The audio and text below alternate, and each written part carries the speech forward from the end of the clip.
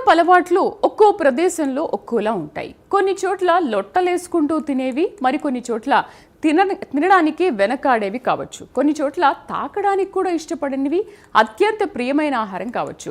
మన దేశంలో కూడా ఇలాంటి పరిస్థితి అనేక ప్రాంతాల్లో కనిపిస్తుంది. ముఖ్యంగా ఆదివాసుల ఆహారపు అలవాట్లకు మైదాన ప్రాంత పద్ధతులకు చాలా తేడాలుంటాయి. అల్లూరి జిల్లా గిరిజనులు చాలా ఇష్టంగా తినే ఆహారం కూడా ఇలాంటిదే.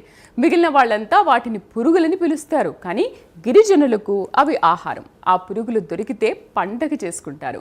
వాటిని వెతికి పట్టుకోవడం నుండి వండటం వరకు మిగతా ప్రపంచానికి కొత్త విషయాలు. అసలు ఆ పురుగుల వంటకం పేరేంటి, అందులో ఉండే పోషకాలేంటి, దానికి గిరిజనులు ఎందుకంత ఆసక్తి చూపిస్తారు?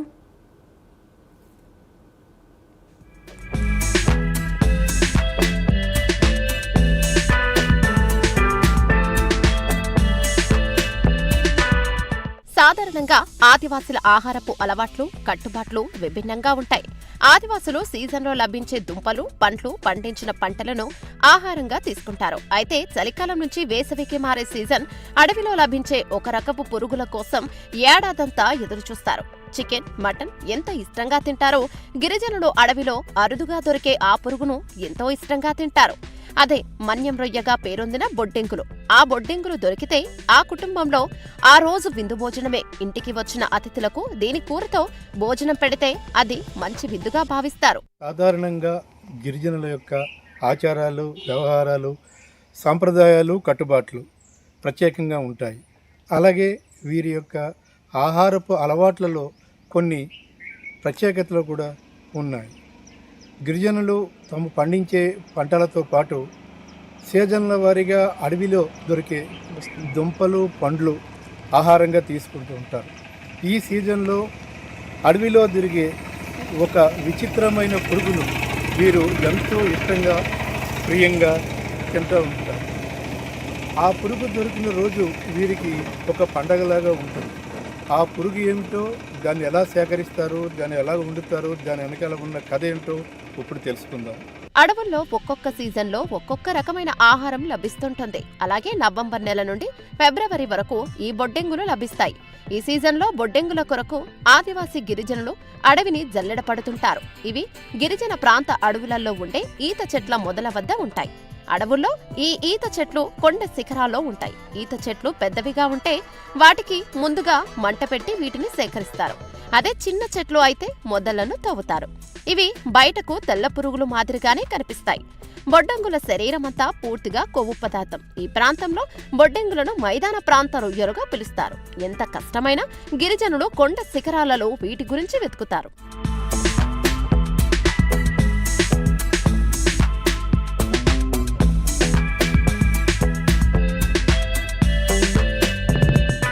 గిరిజనులే కాదు, ప్రపంచంలో చాలా దేశాలలో వీటిని ఆహారంగా తీసుకుంటారు. బొడ్డెంగులుగా గిరిజనుడు పిలుచుకునే వీటి శాస్త్రీయ నామం రైన్కోరస్ ఫోనిసిస్. వీటిలో అత్యధిక పోషక విలువలు ఉంటాయి.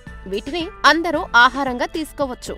కానీ వాటి ఆకారాన్ని చూసి చాలా మంది తినడానికి ఇష్టపడరు.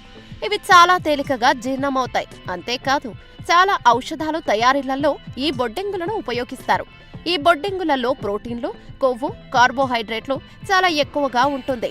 ఈ సీజన్లో లభించే ఈ బొడ్డెంగులను ఒక్కసారైనా తినాలని గిరిజనులు ఎంతో ఆశపడుతుంటారు.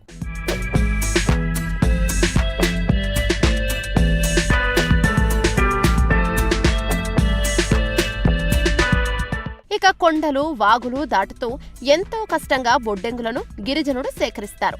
అయితే వీటిని తెచ్చుకోవడం ఒకెత్తైతే వీటిని వండడం మరో టాస్క్.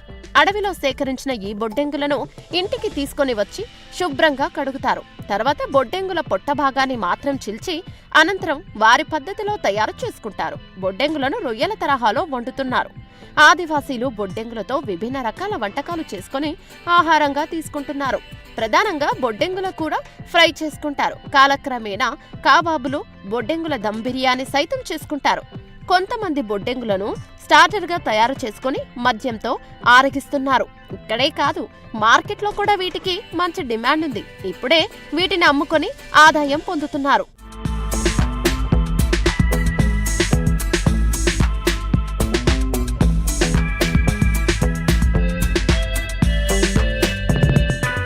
చూడ్డానికి వింతగా విచిత్రంగా ఉండే ఈ పురుగు గిరిజనులకు అతి ఇష్టమైన వంటకం. కేవలం తినడానికి మాత్రమే కాదు, ఇప్పుడు వాళ్లకు ఆదాయ వనరుగా మారింది. ఒక పురుగు వాళ్లకు ఆదాయం తెస్తోంది, మంచి ఆరోగ్యాన్ని ఇస్తోంది. ప్రకృతి నుంచే వచ్చే దేనినైనా వాడుకోవడం గిరిజనులకే సాధ్యమని ఈ వంటకంతో మరోసారి రుజువైంది. మరి మీరు కూడా ఒకసారి వెళ్ళి ఆ వంటకాన్ని రుచి చూసేయండి.